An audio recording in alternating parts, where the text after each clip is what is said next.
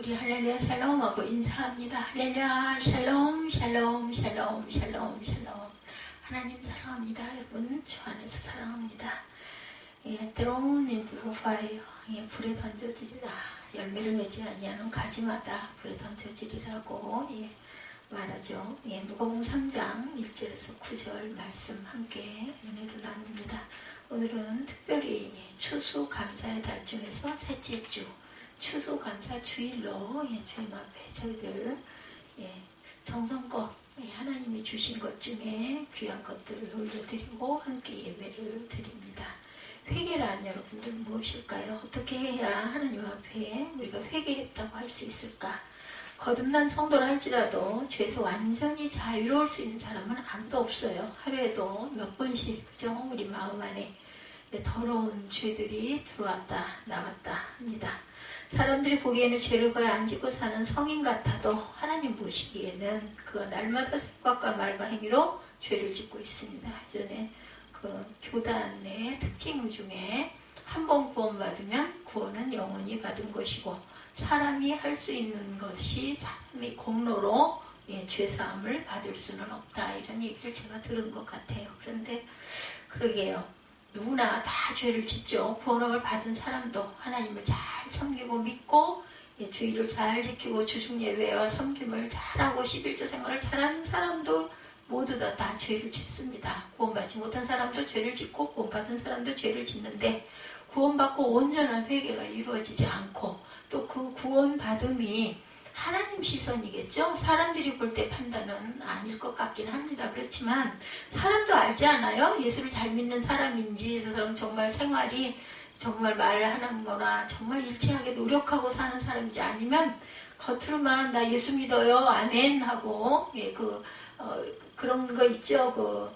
고백할 때 예수를 믿습니까? 할 때 네 믿습니다 하고 이제 따라하세요 하는 이런 부분에 저는 이제부터는 예수 그리스도를 믿고 살겠나이다 라고 고백을 한 사람 중에 또한 침례, 세례 여러 가지 그 이름이 조금은 다르지만 어쨌든 거듭난 물에 들어갔다가 나왔거나 물뿌림을 당했거나 해서 세례를 받은 사람들 이런 사람들 중에도 형식으로 그냥 믿는 게 좋다니까 믿어두지 이런 사람도 있고 정말 마음으로 나는 예수 그리스도를 영접합니다 라는 진심스러운 마음으로 고백을 하는 사람도 있을 거예요. 근데 그냥 겉핥기식으로 나중에 천국에 갈 수도 있고 죽으면 그 세계가 있는지 없는지는 모르지만 보험 든다 생각하고 그냥 나는 그렇게 해보자.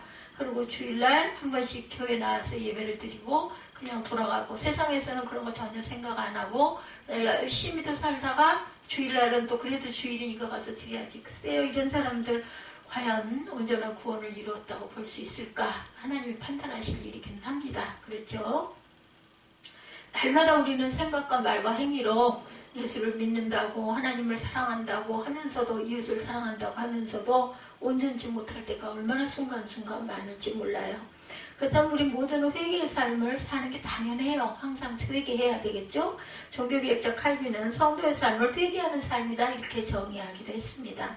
그만큼 우리 일상이 언제나 회개와 직결되어 있다는 뜻이에요. 근데 마음에 가책마저 없다면 그런 정도 해놓고도 남들 다 그러는데 아니면 이 정도는 누구나 다 해야죠. 어떻게 예수를 믿는다고 다 나만 손해보고 살 수 있어? 이렇게 생각하는 사람들도 많이 있죠. 광야에서 외치는 자의 소리로 알려진 세례 요한의 외침입니다. 오늘 말씀이 본문에. 그는 예수님 모시기 6개월 전에 세상에 태어나서 그분의 길을 예비한 하나님의 부름받은 종이기도 하죠. 선지자이기도 했습니다. 그리고 아줌마뻘이 되죠. 마리아의 아줌마뻘 엘리자벳이. 그래서 요한은 출생 때부터 남다른 주목을 받게 되었고 예수님의 오실 길을 사람들에게 증거해야 하는 위대한 사명을 지니고 태어났어요. 2절에 보면 세례 요한이 주께서 세우신 선지자라는 사실이 분명히 나타나 있습니다. 함께 보면 안나스와 가야바와 대제사장으로 있을 때 하나님의 말씀이 빈들에서 사가랴의 아들 요한에게 임한지라. 아버지 이름이 사가랴죠. 그래서 안나스와 가야바가 대제사장으로 있을 때 주후, 예수님 오신 후 27년에서 29년경이었어요. 개혁주의 스터디 바이블 이때 하나님의 말씀이 누구에게 임했다고 증거하고 있는가 하면 빈들에 있던 사갈의 아들 요한이다 이렇게 얘기합니다. 하나님의 말씀이 임했다고 성경은 증거해요. 그러니까 선지자가 된 거죠. 하나님의 말씀이 임했다는 것은 구약적인 배경에서 보면 그가 하나님이 세우신 특별한 선지자라는 뜻을 갖고 있습니다. 하나님께서 당신의 말씀을 특별하고 비상한 방법으로 임하게 하셔서 당신의 거룩한 뜻을 계시하는 구별된 종이라는 뜻을 갖고 있어요. 선지자라는 뜻. 하나님의 권위를 가지고 자기 백성과 열방을 향해 복음의 메시지를 선포하는 하나님의 사람이다. 그런 위대한 하나님의 종이 능력의 말씀을 받을 때 어디에 있었다고요? 빈들에 있었다라고 나오죠.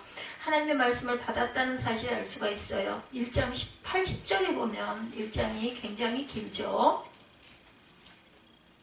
아이가 자라며 신령이 강화해지며 이스라엘에 나타나는 날까지 빈들에 있으니라. 그래서 아주 유명하죠. 이 세례 요한은 빈들에서 혼자 석청을 먹고 살았다 이런 이야기가 많이 있습니다. 빈들, 세례 요한의 말씀을 받기까지 거하던 삶의 장소였다. 이곳에서 그는 이스라엘에 나타날 때까지 자신의 신앙과 사역을 준비하는 기간을 가졌던 거예요. 하나님이 본격적으로 그를 사용하시기 전까지 하나님의 말씀을 기다리며 광야에서 경건의 능력을 배양하고 훈련하고 있었던 거죠. 광야에서 외치는 자의 소리답게 황량하고 거친 빈들에서 하나님이 부여하신 사명감을 불태우고 있었어요. 그러다 어느 날 바로 그 빈들에서 하나님의 말씀이 임하게 된 것입니다.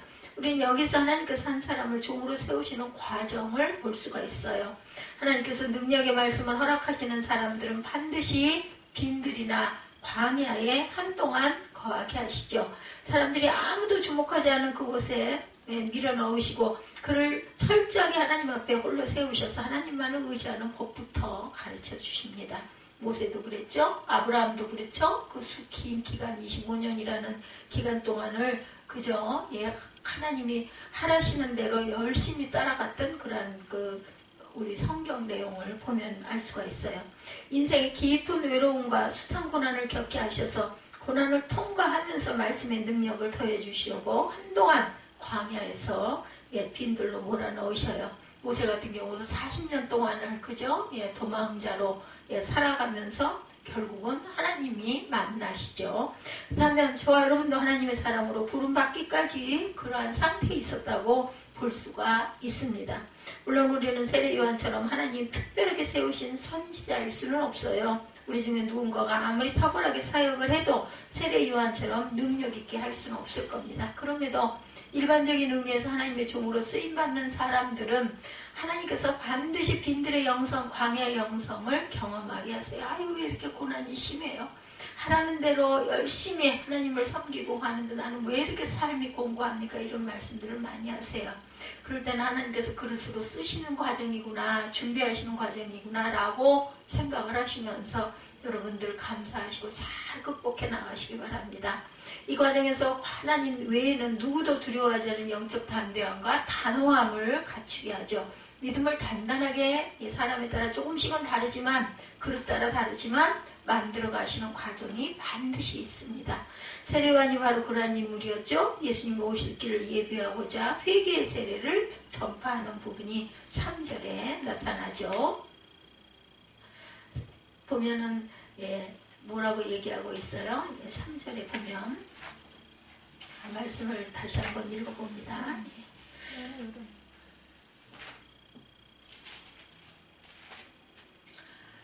안나스 가야바가 대제사장으로 있을 때 하나님의 말씀이 빈들에서 샤갈의 아들 요한에게 임한지라. 3절 요한이 요단강 부근 각처에 와서 죄사함을 받게 하는 회개의 세례를 전파하니 선지자 이사야의 책에 쓴 바 광야에서 외치는 자의 소리가 있으리되 너희는 주의 길을 준비하라. 그야 오실 길을 곧게 하라.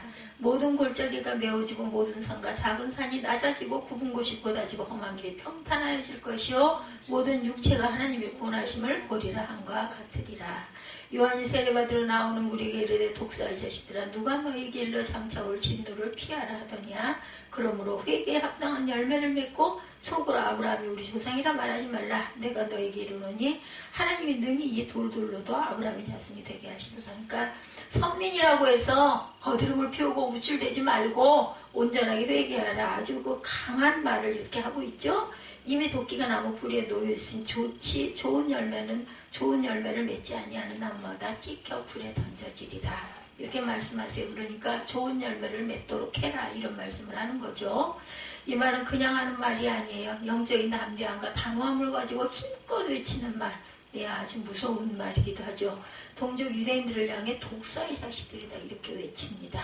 이것은 우리말로 하면 개라는 글자가 들어가 있는 욕설과 같아요. 세례 요한의 마음속에 의문이 솟구쳐 오르고 있음을 말해주고 있습니다. 광야에서 하나님의 거룩하심을 생생히 체험한 그에게는 회개의 세례를 받으러 오는 사람들이 그야말로 진노의 자식처럼 온전치 않은 자식처럼 느껴졌다는 거죠. 이것도 사실은 어떻게 보면 의분이고 분노인데 이 분노를 우리가 나타내지는 말아야 되는 부분인데 우리의 감성이 있다 보니까는 아주 사무쳐서 아주 강하게 진노의 자식처럼 느껴진 거죠. 그리고 계자가 들어가는 욕설을 하는 그런 아주 무서운 선포를 합니다. 하나님을 믿는다는 그들의 삶이 추악한 이방인들과 조금도 다를 바가 없는 상태임을 알고 보고 있다 보니까 이런 분노가 일어나는 거죠. 사람을 판단하면 안 되는데 판단이 나옵니다. 나도 모르게. 그리고 또 나중에 내가 왜 이렇게 했을까 이런 말을 하면 안 되는데 이런 후회를 많이 하죠. 요한은 8절에서 그러므로 회개에 합당한 열매를 맺고 속으로 아브라함이 우리 조상이라 말하지 말라. 내가 너에게 이르노니 하나님이 능히 이 돌들로도 아브라함의 자손 되게 하신 것이다. 하나님께서는 능치 못함이 없으시니까 그렇죠. 가장 먼저 뭐라고 말해요? 회개에 합당한 열매를 맺어라 이렇게 얘기합니다. 너희가 회개의 세례를 받은 그 자체에 만족하며 안식하지 말고 이 세례가 진짜임을 집중할 수 있는 거룩한 삶을 제가 아까 그 초두에 말씀드린 것처럼 열매, 행함이 있어야 된다는 거예요. 정말 변했다면, 정말 하나님을 믿는다라고 내가 입술로 고백한 게 맞다면 그 열매를 보여라. 회개가 과연 무엇일까? 제가 초두에 이렇게 질문했어요. 하나님 앞에서 회개한다는 말이 과연 무엇을 뜻하는 것일까요? 주일에 교회에 와서 참회의 기도 시간에 한 주간의 삶을 돌이키고 내 잘못을 잘못했습니다 고하는 것이 회개일까요? 회개는 될 수 있어요. 이러이러한 잘못을 제가 했습니다. 이럴 수는 있어요. 그렇다면 개를 잘 해야 돼요. 잘 돌이키고 다시는 반복하지 말아야 되는데 우리가 그러지 못할 때가 너무나 많죠. 그것이 전부라고 생각한다면 우리의 착각이라는 것입니다. 회개는 입술의 고백과 함께 실제적인 돌이킴이 반드시 있어야 한다. 아무리 화려한 언어와 감성을 동원해서 입술의 고백으로 아주 저분은 정말 기도를 기가 막히게 잘해 이런 사람이라 할지라도 그 이유도 똑같다면 변화가 없다라면 독사의 자식이라는 거예요. 참회의 기도 시간에만 입으로 회개하는 말을 하고 예배당을 나서는 순간, 교회를 나서는 순간 내가 언제나 그런지 그랬냐는 뜻이 그냥 똑같은 생활을 한다면 진노의 자식이다. 오늘 본문 제가 묵상을 미리 하면서 세례 요한과 같은 심정으로 하나님의 말씀을 외쳐야 하는데 나는 어떨까? 저도 입술로 이 고백을 하면서도 나는 과연 왜 바뀌었을까? 나는 바꾸려고 노력을 하면서 뭔가 조금씩 변하는 이 나이가 되도록 됐을까? 이런 생각을 합니다. 근데 아마도 하나님이 애를 쓰고 있구나라는 거는 보고는 계시지 않을까? 전혀 가책도 없이 무슨 짓을 해놓고도 아무렇지도 않게 당연하다는 듯이 세상이 다 그런 거지 합리화를 하는 그런 삶은 아니지 않을까. 아주 조심스럽고 아주 부끄러운 일이기는 하지만 이런 마음이 듭니다. 평소에 죄를 짓지 않으려고 몸부림을 치지만 하나님 보시기에 나도 모르게 반복하는 죄가 있을지를 우리는 늘 살펴봐야 되고 그 죄를 두고 하나님께 두려운 마음으로 회개하며 또한 그것이 고쳐지지가 않을 때 하나님 이것 좀 고쳐주세요. 고쳐질 수 있도록 힘을 주시옵소서. 믿음의 믿음을 더하여 주옵소서. 하다못해 이렇게라도 기도해야 되지 않을까.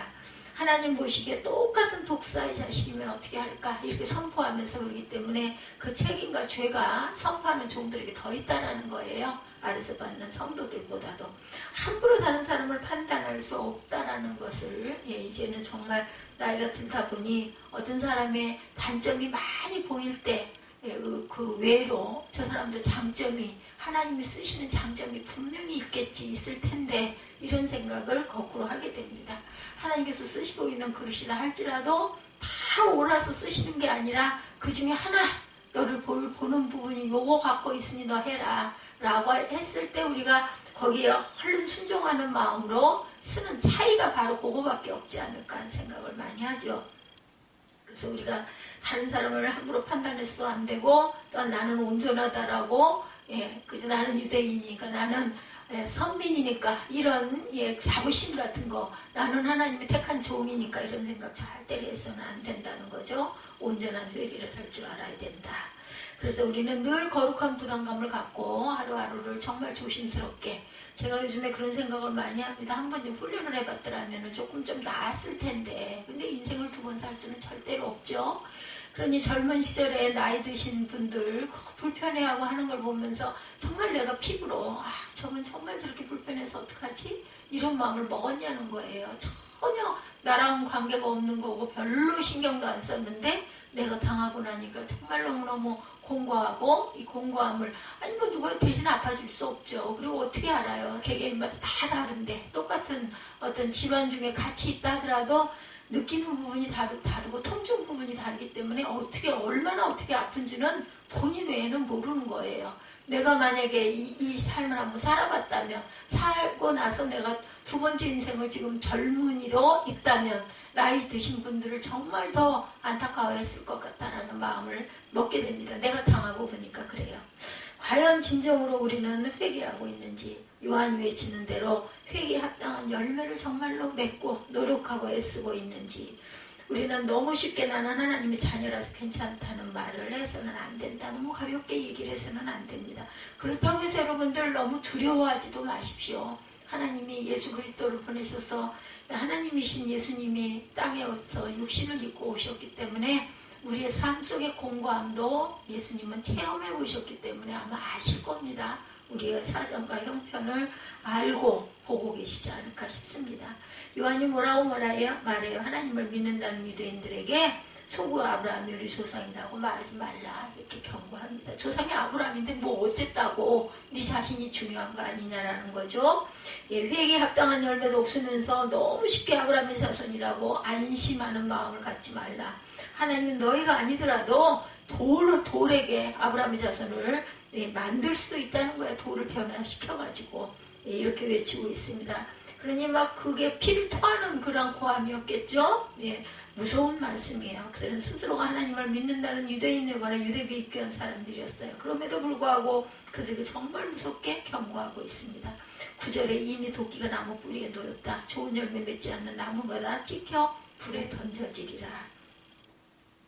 회개에 합당한 열매가 없으면 주께서 도끼를 들고 나무를 찍어 불에 던져버리겠다 이런 말씀이에요. 너는 천국을 못 가. 지옥행이야 이런 뜻이죠. 이 아침에 저와 여러분은 하나님 앞에서 정말 다시 한번 화들짝 정신을 차려야 할 때다. 예수 믿고 구원받았으니 지옥 갈 염려 없다는 교리 하나만 붙들고 자기 신앙을 죄악 가운데 그대로 방치하는 일이 없도록 각별히 깨어 있어야 되겠다. 꼭 우리가 그 의문을 가졌던 말씀에 답장처럼 보이는 말씀 준비된 건 벌써 한 달 전에 준비가 됐는데 회개 기도를 할 때마다 그 회개에 합당한 열매를 맺고 있는가를 정말로 살펴보는 저와 여러분들이 되셔야 합니다. 안심할 일이 아니에요. 잘못된 부분이 있으면 우리 돌아갈 때까지 최선을 다해서 하다못해 이것만이라도 내가 고치고 변화돼서 내가 하나님 앞에 올라가야지 하는 생각을 갖는 저와 여러분들이 되시기를 주 예수 이름으로 축복합니다. 회개에 합당한 열매를 꼭 맺는 그래야요. 도끼자루 앞에 탁 놓여지는 우리가 되지 않도록 불에 찍혀 던져지는 나뭇가지가 되지 않도록 더 애써 주님 말씀 속에 묵상하고 우리가 삶 속에서 잘못된 부분을 항상 주님 앞에 고하고 온전하게 바뀔 수 있도록 기도할 줄 아는 그리고 행할 줄 아는 저와 여러분들이 되시기를 주님의 이름으로 축복합니다. 우리 찬양하시고 기도하시고 주기도문으로 예배를 마치도록 하겠습니다.